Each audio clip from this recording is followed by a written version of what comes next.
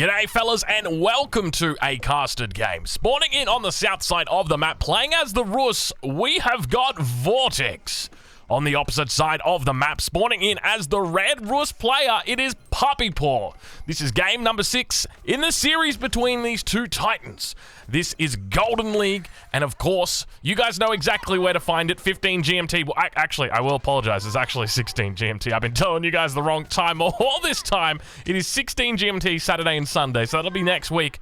And these two players are going to be heading through to the final stages of the Golden League. We're going to be documenting their experience as they do it and begin to move out over the map. And let's talk a little bit about what we expect to happen today, what we expect to be happening in this game, because this is an interesting matchup. A Rus mirror, not something that you get to see a lot outside of Boulder Bay. I'm sure you guys do remember the good old days where Boulder Bay was a real and legitimate threat to both the competitive scene and to everybody's attention spans. I tell you what, there was nothing more fun than 8 minutes of just absolute raw Boulder Bay bliss. But here we are.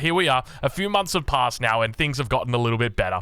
But I'm looking forward to seeing how this game unfolds, because I expect on a map like this, and this is something that I talk about a fair bit, second town centers are a really smart move on this map. And there's two different ways that you can go about it. The first one is an overt way. Just put down the second town center and just sort of laugh at your enemy and say, good luck, mate.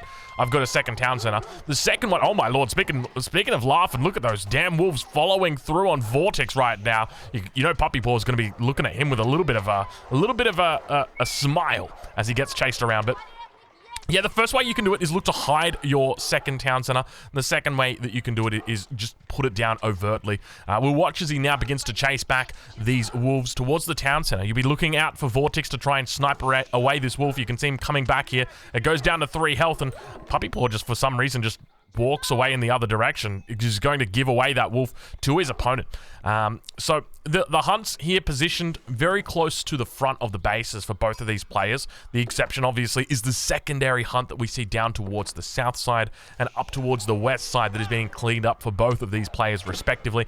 At the moment, the bounty is definitely in the favor of Vortex, and that's going to continue to climb as he takes out more of these wolves. He's up to 250 already. We see that early wheelbarrow coming through, and over on the other side of the map we do indeed have a wheelbarrow coming through for Puppy Paw. He's only on 190 at the moment, but he's looking to clean up the rest of it. He's got a single wolf following him at the moment. In the middle, he's got a couple more sheep following back, and he's found another wolf over towards the west. So he's got at least another 50 gold here that'll be taking his bounty up towards that second tier. Plenty of sheep following him as well, so he is not going to be under threat for missing out on that bounty, especially not on a map like this. But I'm suspecting in this game we're probably going to be seeing second town centers drop down for these guys. It's very easy as the Rus to do it. You don't really have to change around your macro, you know. You think about like the Chinese, you think about any other civ, they're going to be actually out there mining that stone, but not for the Rus. The Rus, a very, very simple game plan. They just gather up their wood, they gather up their food, and oh, would you look at that, I've got enough resources here for a town center because I've got that magic trade that comes through from right there. That's it, the Golden Gate. The Golden Gate goes down for Puppy Paw in the back of his base. Over towards Vortex's side, we can see he's left a gap of 2 tiles. At least, actually, I think that might be 3 tiles there. I'm just doing some math here. Carry the 1. No, that is 2 tiles. So going to be able to fit in some farms around the town center if he so chooses. But Golden Gate coming down for both of these players. 6 villagers on the age up here, so a pretty quick age up is what Vortex is looking for. We'll check in with Puppy Paw and see exactly what he's up to. Only 4 villagers going to be tapping away there. More sheep moving in underneath the town center. Players looking to fight out. You can see scout on scout action right now. These guys just trying their hardest, trying their best. An incredibly important game here because this right here is match point. This is a best of 7 series between these two guys, and so this could potentially be the last game in the series. If Puppy Paw is victorious here, if he's able to pull out a W, if he's able to pull out a victory, then it could be a significant impact towards Vortex and might mean that he even gets knocked out. But now players looking to move towards the boar. We got a boar showdown coming down, and Puppy Paw looks like he might be able to lure it first as he begins to pull that boar back towards his villagers. You can see that Vortex is going to be a little bit upset, and now underneath that little tree, we'll try our best to get in there. It looks like a scout going to be going down. Villager taking a little bit of damage as well, and both players moving inward. wooden fortress going to be coming down immediately, and Vortex going to be backing away from this position. Keep in mind the boar is on the other side of that position, so he's going to have to try and drop down a wooden fortress over on the other side, and indeed he does. We got ourselves a little bit of a showdown, and we can see that Puppy Paw is trying his best to hold this position, trying to force it back.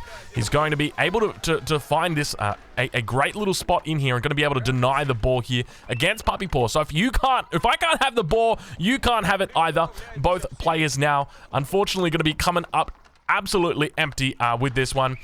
Curious to see how this game continues to unfold, though, because you can see these two guys are definitely intent on causing havoc, causing harm towards each other. Arrow Slit's now going to be coming in here for Vortex as well, and he is looking very good. Going to be ushering, the villager going to go down. First villager of the game is taken. Oh my lord, there might be some more villager deaths. Plenty of, now this is the bad thing, right? Okay, if Puppy Paw leaves this, Vortex just comes in and takes it. You gotta love it. You gotta love it, because, you know, Vortex has just said, well, if you're not going to take it, I'll take it, I guess. And that's exactly what happens. And now the outpost turning its attention towards the units that are sieging it. We'll take a look and see exactly how much damage he's able to do. Is he looking to try and take away that villager? But you can see the wooden fortress has finally got the arrow slits through. The villager doing a bit of a roundabout, trying to get through it. Looks like he's going to be able to get into it, but unfortunately goes down before he enters into it. And with that, it means that Puppy Paw is going to be down 2 villagers in this position. And now, speaking of villagers, it looks like Vortex is going to be losing one. Second one might potentially go down here. You can see it's being focused down. Puppy Paw doing a decent job of avoiding targeting the scouts, instead targeting the villagers. And now it's a bit of a costly effort right here. Now, remember, in addition to that, if Puppy Paw wants, he's going to be able to evacuate from this position and then look to try and repair this. But obviously, the consequence of that is that there's a wooden fortress. More villagers now moving out towards here as well. And we can see another villager does go down. So both players really, actually, there were only scouts that were inside that building. So a lot of villagers going down here. So both players somewhat losing a decent chunk of their economy. And I gotta say, Vortex, I mean, he's in a good spot. He's still got the ball here. We'll take a look at the villager counts and see where these guys are up to. Vortex on 21 villagers. Puppy Paw sitting on 24. So a villager lead of about 3 at this point for Puppy Paw. So definitely going his way, but obviously he didn't win the ball. And that's a big difference, because it means that's 200 food that's going to be going over to his opponent. 200 food that he's going to be able to use to put into units. 200 food he's going to be, or 2,000 food rather, that he's going to be able to use to put into units. Going to be able to put into villagers. All that good stuff. And most importantly, it's going to delay his farm transition. Now, this game, obviously, it's on Highview. Highview is a map that is considered by many to be open, quote unquote. It's one of the few open maps, but to be honest, there's only really one map in the map pool currently that is open, and that's Dry Arabia. And I think that's why a lot of people do love it, because it is an actually true open map. Here, I mean, we talk about it as being an open map, but in reality, you take a look at Puppy Paw's base as an example. I can see walls very easily coming up for him, you know, up towards the edge of the map here, walling across over on this side, and then continuing to wall across towards this little gap here. It's just very easy for him to wall himself in, and by the same token, down towards Vortex's side, but he is able to wall himself up if he wanted to. And what have we got going on here? What have we got going on here? A little bit of a long-distance berry gather. Town Center going to be going down for Vortex, so no surprises there. Second Town Center coming up for Vortex. We'll take a look over towards Puppy Paw and see whether he's going to be able to spot that out, and we can see the scout actually moving. He spots it before the Town Center is even complete. Puppy Paw with immaculate timing, and now he's going to know that he needs to go for a second Town Center himself. He can't just do that naked fast castle like he wants to. He's already got one knight out and looking to try and do some damage, and now coming out into the middle of the map. He's got to be careful here. The boar could be lured. If Vortex was paying attention, he'd just lure the boar and get it to attack these villagers to help out. One of the villagers does go down. Not going to be looking to dish out some damage on those scouts as well. Not going to be lucky. And I think he's finally realized now. He said, hold on a minute, I can just lure that boar and get it to attack the villagers. But you can see it's a little bit too late now. Knight going to come in, look to dish out some damage here as well. Puppy Paw going to be able to grab a decent amount of bounty here. 320 going, or 395 now for Puppy Paw. Compared that over to 290 for Vortex, and he is down significantly on that bounty count. I'm assuming that the first bounty kill obviously went over to Puppy Paw as well, because it's a pretty high amount of bounty. Puppy Paw, though, still yet to add in that second town center, still yet to do any decent trades for the stone. We can see it's going to be a castle age for him, and then probably into relics, and then he might look to actually take that second town center. The question is going to be whether the relics are easily accessible for him. 2 of them over towards this southern side or eastern side. We see the knight now moving in away from the wooden fortress. It could be dangerous right here, as it looks like there's actually going to be plenty of villagers that are on low health. The scout going to be going down, but the knight Knight going to be able to pick off one of those villagers, and now he's going to be able to camp out here. Puppy Paw is just sitting here with the Knight, and as soon as those villagers, you can see now we've got ourselves a little bit of a Mexican standoff. Second wooden fortress coming down for Vortex, and now it's starting to all make sense. Becomes a little bit harder for him to gather up all this food, and the age up now coming through for Vortex as well. So both players getting up to that castle age. Vortex going to have a slight delay on his, but keep in mind he's got that second town center down, and that's going to be helping his economy out as well. Upgrades now coming through as well for Vortex, looking to get castle turrets. Castle turrets now complete. For anybody unfamiliar with castle turrets, let me show you exactly what it does. It's going to increase the damage of arrows fired from the wooden fortress by +2. So that is what castle turrets does. A bit of an interesting upgrade. I didn't actually realize that's what it did.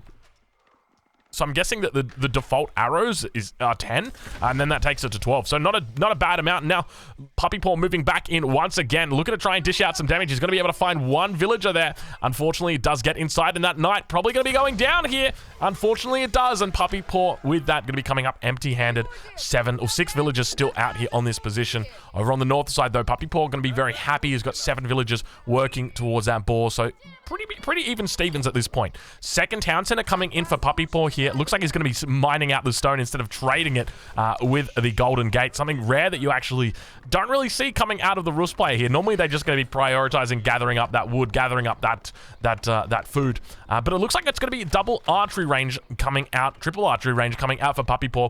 And I would expect that we're going to start to see a lot of horse archers here. It just makes sense in this matchup. For anybody who's not too familiar with this matchup, essentially the way that it works is that horse archer kiting just beats everything. It quite literally beats everything.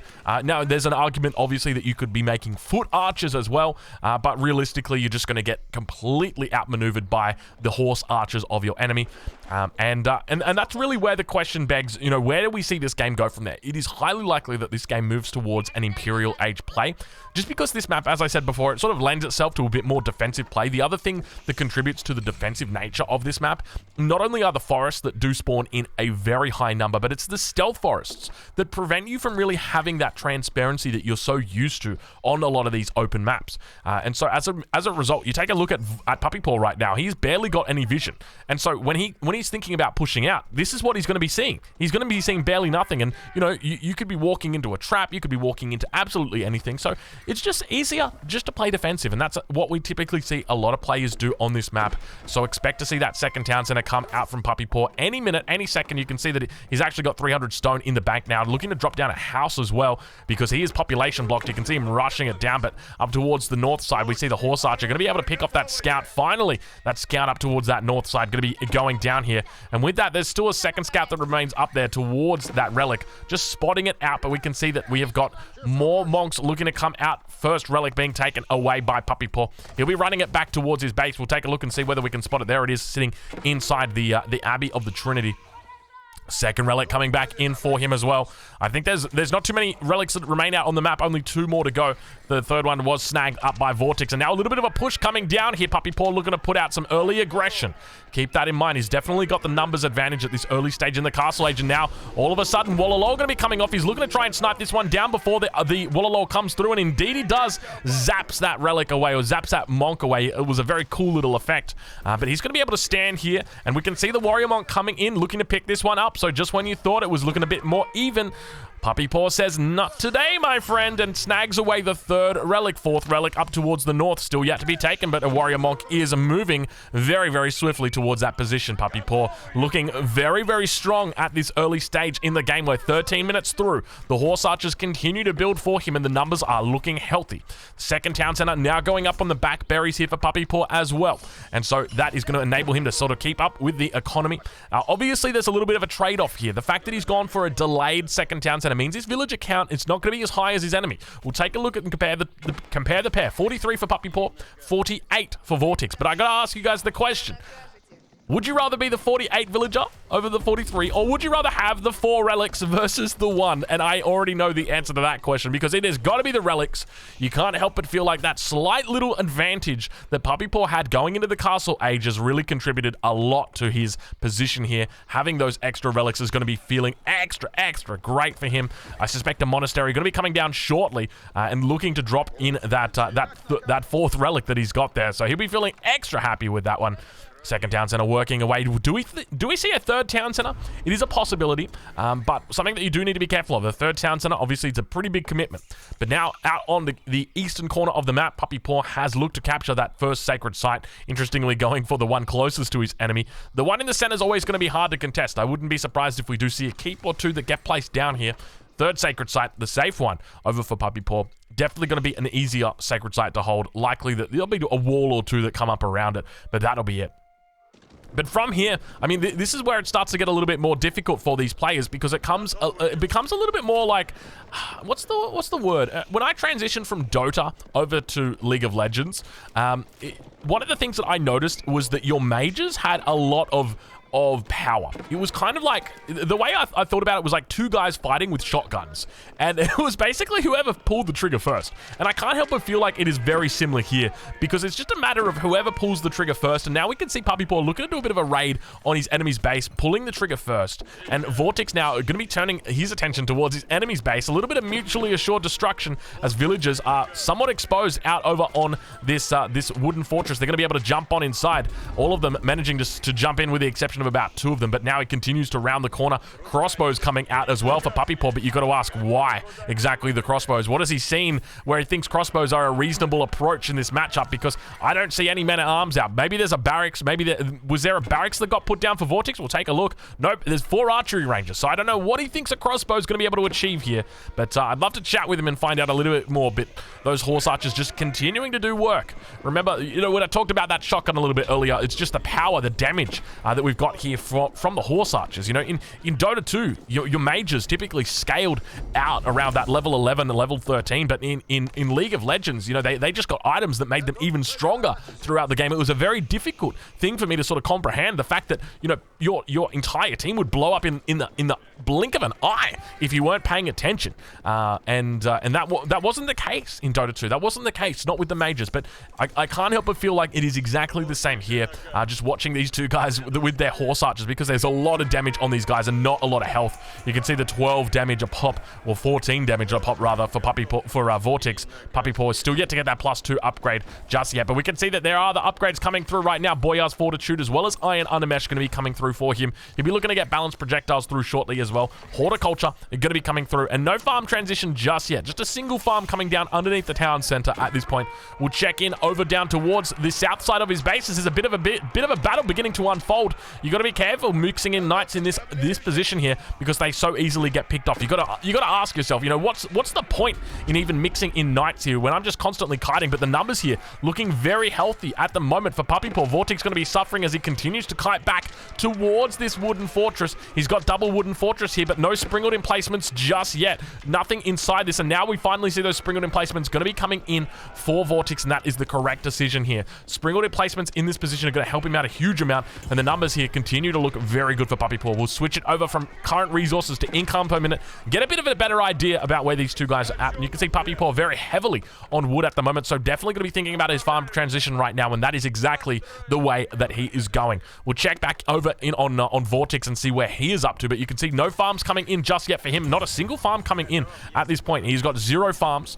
He is out on the map, still yet to take the berries in the back right-hand corner. He's still got the deer in the front of his base that is yet to be taken, but he's working slowly and steadily on the backside of the deer, and we can see that at the same time, Puppy Paw looking and pressuring this deer, making sure that he's not on it, and that if he is, that he gets caught out of position.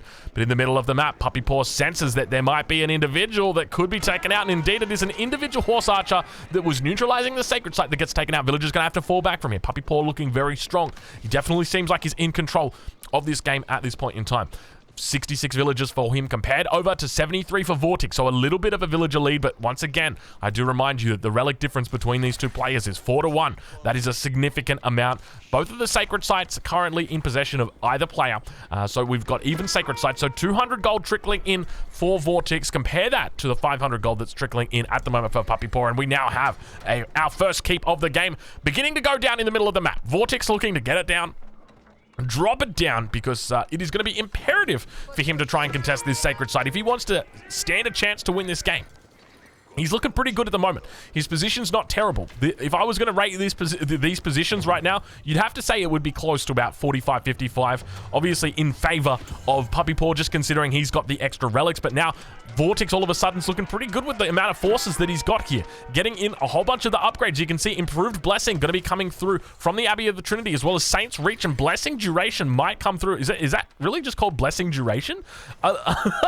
Do they forget to name this technology? I'm pretty sure that they did. It would be like calling herbal medicine like increased healing. Like, it is literally just blessing duration, like healing increase, like amount increase. Here's Piety, also known as health increase. Here's Tithe Barns, also known as Tithe Barns. You guys get what I mean though, right? Like, we've got Saints Reach and then you got blessing duration. It just seems very, very strange, that's all. But now we've also got ourselves a Siege Workshop coming in, so Vortex going to be looking to set himself up here. Trebuchet definitely going to be coming out of this one shortly, I suspect. And he'll be looking to encroach upon his opponent's base. And now Vortex looking to try and tee off towards Puppy Paw and cause some harm to him. We'll check in on the upgrades. It looks like +2, +1 coming through for Puppy Paw. Compare that over to Vortex. He is sitting on +2, +2. Both players with Boyar's Fortitude, but a slight advantage going over to Vortex at this point in time. And look at the gold that is sitting in the bank right now for Puppy Paw. He's sitting on 2.1k gold, and he is absolutely struggling with his macro right now. He's got a lot of villagers allocated on wood, but these guys are doing a bit of a long distance chop.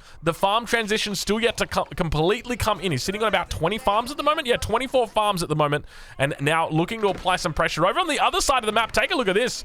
That hunt that was close to your town center, you know, you're basically your starting hunt. In fact, your starting hunt, your closest starting hunt, that's mine. It's not yours. It's mine.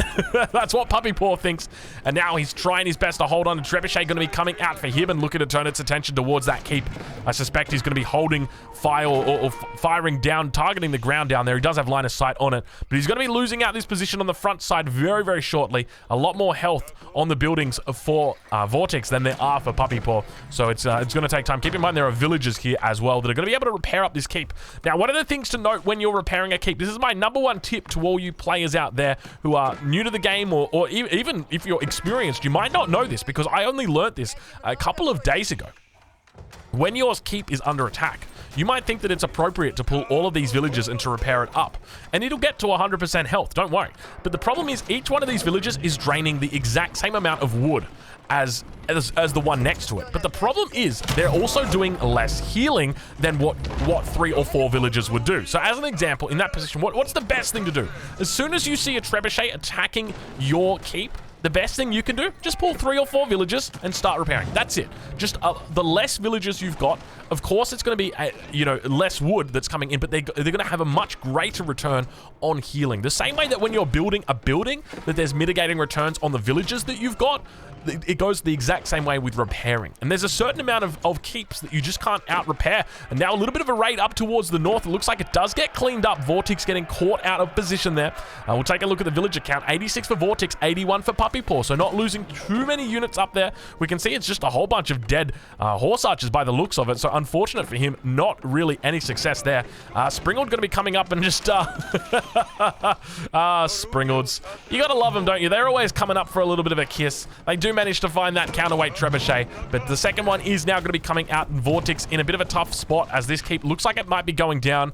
There's 9 villagers out here, which should be enough to heal through that damage of the double Trebuchets, but keep in mind the third Trebuchet, it's going to be getting added very shortly. In fact, we've got not just a third Trebuchet, but we have got a 4th Trebuchet coming through as well for Puppy Paw, and that's going to be more than enough to crack that position as he continues to attack ground down towards that. We talked about that a little bit earlier. He doesn't have line of sight, but Puppy Paw just going to be checking to make sure that it's still alive, throws away the horse archer, and indeed it is still alive. Do not worry, friends. You can keep firing. You can keep paying your attention towards that position, and more Trebuchets continue coming out. And now Puppy Paw definitely looking to clear this position. That is going to be all she wrote for that keep, as unfortunately for Vortex, he's getting pretty low on wood. He's down to about 230 at the moment. More raids coming through as well for Puppy Paw. He's trying his best to cause havoc over towards the opposite side, but Vortex just going to be holding on for dear life, it seems.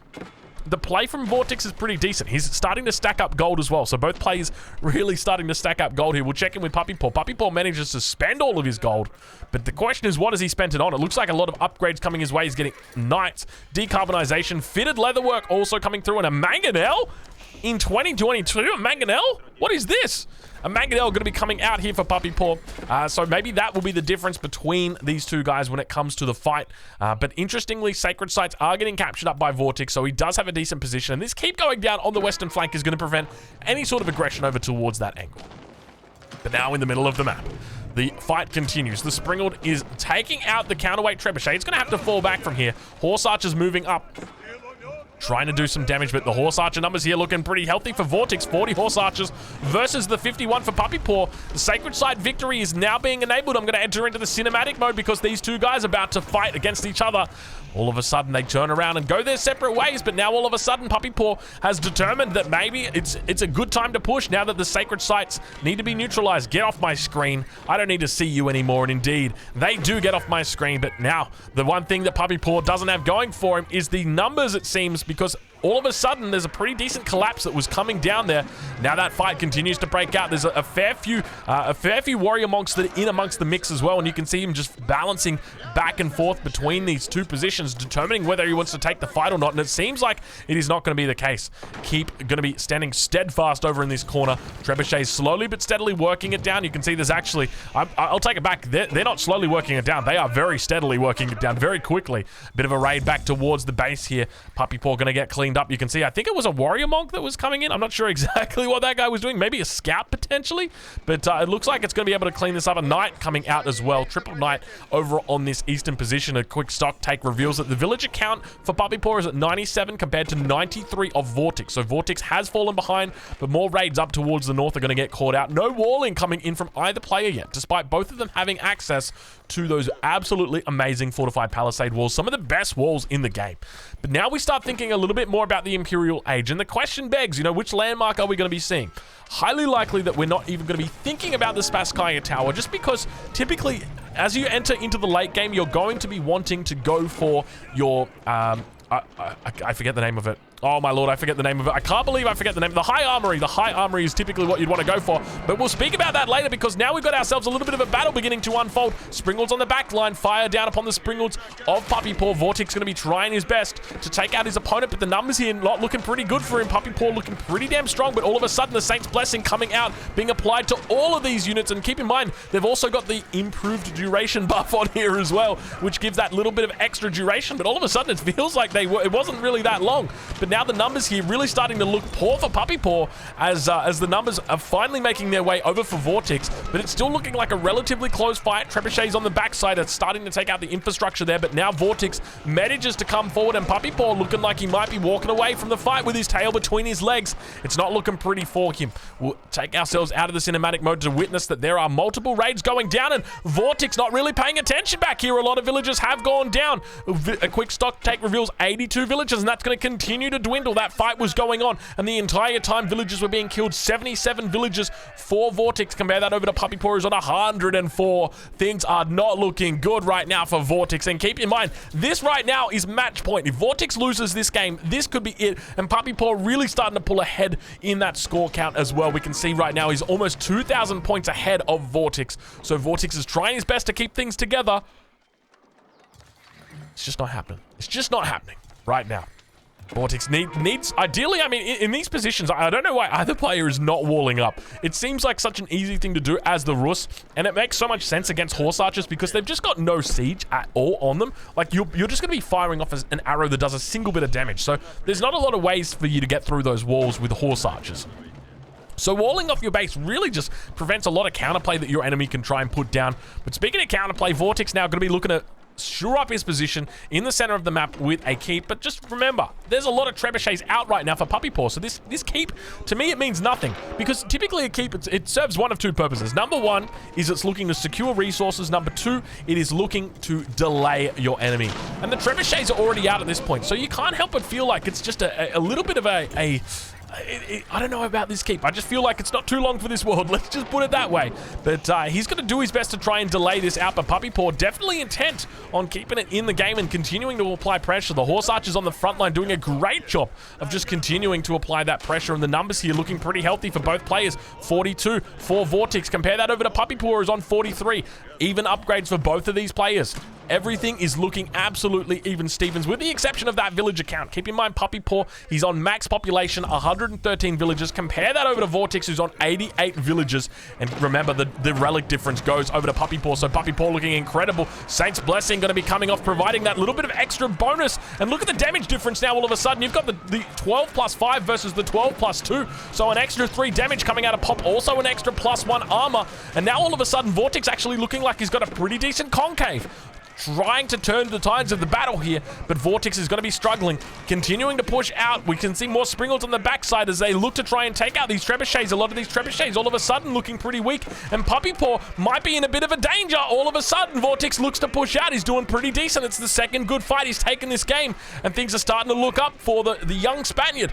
But now, all of a sudden, Puppy Paw, he's thinking about more infrastructure back here. If he's able to get up these wooden fortresses, he can start thinking about Springled emplacements, but he's got more problems to worry about because there are Springleds coming out and look to deny both of these wooden fortresses before they even get up. Puppy Paw down on population, is on 170 at the moment. He's trying to scrounge together an army. We'll take a look at his production and see where he's at. He's got 10 archery ranges, and he is pumping out horse archers non-stop. He's got to be careful to send them, or to avoid sending them over towards his enemy. Sacred sites have been completely neutralized. No one is in control of any sacred sites, and over towards this western side, we see that keep has indeed gone down. A couple of hunting cabins remain out here, 4 and 7 gold respectively on these two. Not a lot of income coming through for them, unfortunately, but more wooden fortresses coming up for Vortex, looking out for that line of sight. A bit of a raid down towards the south side.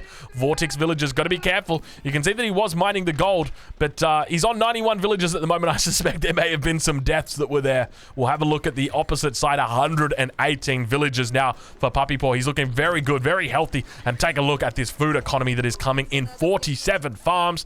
The farm transition is complete, and Puppy Paw turns his attention to the opposite side of the map, where he looks to continue applying pressure. A defensive keep has gone up for Vortex, and definitely the right move, but just remember, there's no walls here to block any potential aggression coming out from Puppy Paw, so the counterplay is always going to be open to him. Another keep coming down in the middle of the map, and remember, a lot of those Trebuchets, they were taken out by Vortex, and now Vortex looking to push in for a little bit of a kill. He's got plenty of Springleds out here. Over on the other side, Puppy Paw, he's going to be thinking about going to Imperial Age, but I can't help but feel it might be a little bit too early now. Puppy Paw in a very bad spot here.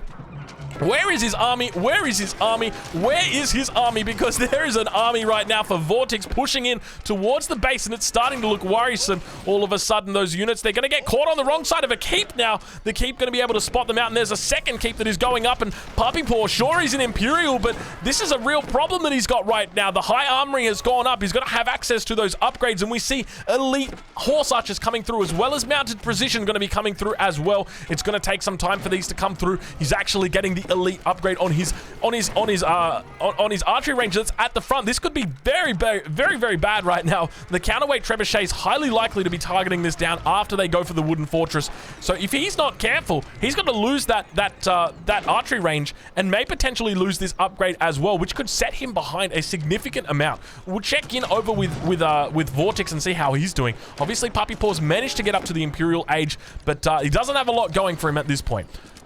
Vortex on the other side, his economy is looking pretty decent. 93 villagers in the bank, and now those numbers starting to move out. Looks like the archery range is going to be able to survive. The wooden fortress on the backside also did survive, and now able to cut through those Trebuchets, trying his best. You can see the fight not going to be the best, and why is Puppy Paw fighting before his upgrades come through? 3 seconds to go, 2 seconds to go on the second one. Once the upgrades are through, you can turn around and fight, and there we go. Now the fight begins. He's got that extra health coming through from the upgrade, the elite upgrade, as well as the extra range that's coming through from mounted precision. It's going to enable his units on the back line to fire off a little bit more effectively against the horse archers on the front line, but we continue to see him falling back, and this isn't the best position for him. More horse archers coming out. We'll enter into the cinematic mode because it looks like Puppy Paw going to be trying to defend in this position, and I think he might be able to hold on here. The upgrades did come through, and a very effective upgrade they were. The extra range is going to help out a huge amount, but that elite upgrade is going to be in particular what is very effective, and now those Springles going to be teeing off towards the horse archers, but Puppy Paw looking very strong. Ideally, you want to see Vortex move move back towards his keep. He wants to fight under it. And now look at the horse archers. Look at the damage they're able to deal, acting as pseudo culverins, pseudo springalds here, just cutting through that armor of the trebuchets. Trebuchets have got 8 armor, and now all of a sudden the 16 attack from those elite horse archers means that they're able to just to shred through that damage that comes out. Puppy Paw now getting roller shutter triggers as well. He's going to try and look to take control of the siege game. The siege superiority is going to be really important here, but I kind of feel like he's already got that with these horse archers that are running around non-stop. More horse archers being rallied towards that front position. He's got 10 of them in queue at the moment. We'll check in with Vortex and see how he's doing. He's still yet to make that farm transition. We can see only 30 villagers on farms at the moment. Compare that over to Puppy Paw, who's sitting on more than 40 villagers on farms right now. He's got 55 farms. Oh my lord, that is a lot of farms that have come through for him. He is doing absolutely fine. But now that high armory is through, let's talk a little bit about this high armory. High armory, there are a number of unique upgrades that come through for the Rus player here. Most importantly, going to be banded arms. This is going to give you an extra 0.5 range on your springalds to help you out in those siege attacks. The next most important one is going to be fine-tuned gun, which reduces the reload time of bombards by 20%. So basically increases their DPS by a huge amount. And that's going to mean that as a result, they're able to issue more DPS towards your keeps and able to take control in that late game position. But now Puppy Paw looking to try and do some damage down towards the south side. A bit of a raid comes through, but once again, no wall's going to be able to stop this.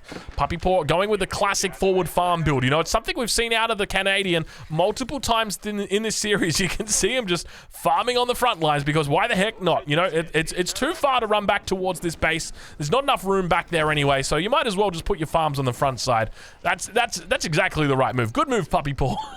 To anybody wondering, yes, I am being sarcastic. It is absolutely absurd. But now that villager moving forward, looking to contribute towards the war. You can see he's actually going to have his dagger out. Villager goes down to the keep. I'm not sure what his intent was there, but still we see Puppy Paw looking pretty impressive right now. He's continuing to aggress upon his opponent, and this is a very difficult position right now for Vortex because he has got elite horse archers in his base, extra range, extra health, extra damage, so many extra things that you get from having that elite upgrade, and obviously he's got mounted precision in there, which really helps. But now we've got Vortex, who's still yet to even really think about an Imperial Age. The farm transition has well and truly come through for him. We'll check in on the farms and see exactly how many he's up to. 47 farmers for him, and the push towards the front is still going to be going off, but that bombard is now out. And that bombard is definitely going to be sealing the deal over towards this position. A Springald coming up for a bit of a kiss, as Springalds love to do. But it does fall back. Villagers going down here. But that bombard, you're going to need more than that many villagers to heal through the damage that it's putting out. Because I tell you what, it is a lot of damage. You can see the villagers trying their best to keep the keep alive. But unfortunately, it's only a matter of time until it goes out. It's just going to continue draining that wood until it does eventually go out. But now, over on the other side of the map, we'll take a look at how Vortex is doing. He's stacking up the gold and stacking up the food, so going to be dropping down his age up very, very shortly. We'll take a look and see where his siege workshops are. Actually, the siege workshops were on the front line, so this is probably going to be the best place for his landmark. Now, remember, going up to the 4th age, high armory going to be one of the most important landmarks. It reduces the cost of your siege. It also reduces the cost, or it gives you these unique upgrades. So basically, just enables you to scale. And now we've got the age up coming through. It's the Spasskaya Tower! What is this guy doing right now? The Spasskaya Tower? Oh my, I can't believe that we're seeing this right now. For anybody unfamiliar with this landmark, this landmark is probably one of the worst landmarks in the game, just primarily for opportunity cost. You go this landmark, you forego your, you know, we were just talking about how viable, how important it is to go the other landmark, but now, for the rest of the game, Vortex is just going to be behind. There are so many key upgrades that are coming through this high armory. Most importantly, that banded arms upgrade that's already through right now. It's going to mean that for the rest of the game, Vortex is only limited to 12 range springalds when his enemy's got that 12.5. It means that his set up and tear down speed of trebuchets and mangonels, he's not going to have that. He's not going to have fine-tuned guns. It's a big difference, but of course the Spasskaya Tower is going to come out here. We'll get a good look at that because that is indeed a landmark that we very rarely get to see. It is coming out in all of its glory. It has got the emplacements and it's also got a little bit of extra health on it. So you can see it's up at 8,000 health here, so it acts as a keep and it's already got those emplacements in place. It also has that increased health. So it grabs that added benefit from things like Court Architect. So when you do eventually get that Court Architect upgrade, the extra health, it's going to be stacking up very nicely with that extra health that it's got. But you got to remember, this is a this is a tough building to justify. I'm curious exactly how Vortex did it in his head, but he is definitely going to be struggling to go forward. Sure, he shores up this position and holds on a little bit longer with this, but you can't help but wonder at what cost. Puppypaw now looking to push down upon his opponent. We can see the Spasskaya tower looking to fire down upon these units. It's going to be trying its best, firing off with the bombard as well as that sprinkled emplacement, just dishing out some damage. But now the bombard's going to be moving down for Puppypaw. He's really looking to put on the pressure here. Vortex going to be holding on. We can see he's sitting at 154 population right now. Keep in mind, this could be the final game of the series, and with the way that Puppypaw's playing it, it definitely seems to be like it might be the case. Vortex here, his life is on the line in this tournament right here. If he loses this game, this could be GG for him completely. Double Siege Workshop coming down on the south side. He's looking to get out some sort of response to the siege of his enemy, to the trebuchets of his enemy. A little bit of a raid coming through once again. It's those classic three horse archers. We've seen it earlier in the game, and once again we see it again. We'll take a look from the perspective of Puppypaw as he continues to siege down multiple buildings over on this southern side. The keep going to be the first thing that he targets down. He's got the double bombards coming out. We'll check and see whether he's got that upgrade. Not yet. The fine-tuned guns not necessarily coming through, or not necessary for him. He's decided to avoid going for them at this point in time. Where is the army for Puppypaw? It's just chilling out, just sitting back, waiting for a potential counter-attack to come through. We'll take a look at Vortex and see where his army is. It's down towards the south. He's still looking to continue defending. Keep in mind, these bombards have got plenty of armor on them as well. 12 armor in total. So even if these horse archers try and come up for a bit of a snipe, you can see actually they've got a pretty decent amount of attack there. That is a fair amount. In fact, he's got incendiary arrows. He's not doing that much damage from just his base attack. That is incendiary arrows that's come out. Indeed, it is biology also coming out for Vortex here. So both players looking to invest heavily in their horse archers, but now the battle begins to unfold. The Spasskaya tower going to be trying to work its magic over towards that western side of the base. It's firing off. You hear that bombard cannon just facing away towards those units. It's trying its best to dish out some damage, but unfortunately, I can't help but feel it's a little bit far away from things. It seems a little bit disconnected from the rest of the game. It's going to be trying its best to hold on. You can see it firing down on the keep over towards Puppypaw's base, but unfortunately not going to have a lot of luck. And now the trebuchet is going to be coming out, dishing out damage towards this front side, but it looks like the town center are going to be coming down for Vortex if he's not careful. Indeed, no villagers here to repair it. And now things are starting to look really tough for him. Attention going to start getting turned towards the south side of the base. Bombards continue to move and looking to try and take out the next landmark. It's going to be the Golden Gate that goes down here. Puppypaw, he is looking to push Vortex towards the edge here. There's plenty of units that are now coming out for Vortex here. He's definitely looking to make a final stand in this position. And the Spasskaya tower might be able to turn the tide of battle. We can see the emplacements just firing off that bombard shell. That's the one I'm going to be looking for as he pushes forward now. And a big battle looking to unfold. The Spasskaya tower going to try and help out in this position, but the horse archers going to be doing their best to try and defend. You can see them running, absolutely rampaging through the base now, and Puppypaw looking very healthy as he continues firing down towards the units of Vortex. Vortex struggling here, struggling. He needs to try and work his way over towards that Spasskaya tower, but now looking for a little bit of a cleanup. You can see the horse archers coming through. The Saint's Blessing comes off. The extra duration that is escaping my mind, but all of a sudden things are starting to look good for Vortex. He's there a way that he finds himself back into this game. There is the potential for it. He continues to clean up these horse archers, and now all of a sudden you start to wonder maybe that Spasskaya tower is actually paying off dividends over here. Look at that bad boy go. It is just dinging out those bombard shells, absolute non-stop. He is looking healthy. He's looking happy, but I can't help but feel like significant damage may have already been done. A little bit of a counter-attack happening on the other side of the map. We can hear attack alarms being fired off absolutely everywhere, but more bombards coming in. Could this be the end of the Spasskaya tower? It might be. It might be indeed, as the bombards look to try and dish out heaps of damage.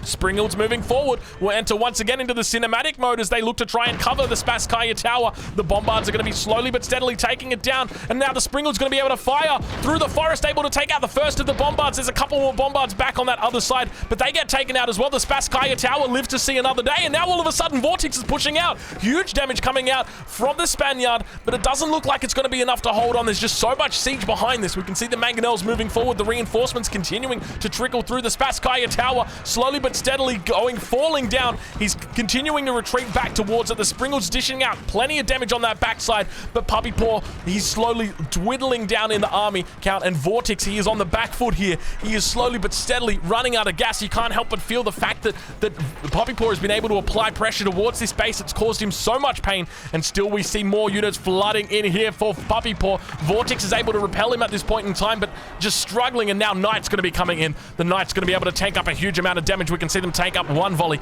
2 volleys. Look at the volleys that they're just taking right now, and Puppy Paw looking very, very strong as he continues to push forward in this game, slowly but steadily making his way. Insufficient wood comes out for Vortex. It's a terrible message. You hate to see it. And now all of a sudden re-tapping down over on that Spasskaya tower. It seems to be the last hold on that he's got there. He's trying his best, and now all of a sudden the Horse Archers make their way in towards the base of his opponent, and Vortex takes a huge volley there from the Mangonels. Second volley going to be coming off. He's got to be careful to try and dodge it. It doesn't look like he's going to do it. Big damage coming out, and Vortex is definitely sitting on the line. He's down to 130 population. Compare that to Puppy Paw. He's on 185. These units keep flooding in. Good game gets called, and Puppy Paw is victorious, moving on to the next round with Vortex tapping out. Fellas, if you have enjoyed this casted game, do not forget to check out EGC TV's Golden League. It is happening this weekend, 16 GMT, not 15 GMT. I apologize. I will catch you there Saturday and Sunday, this weekend and next weekend.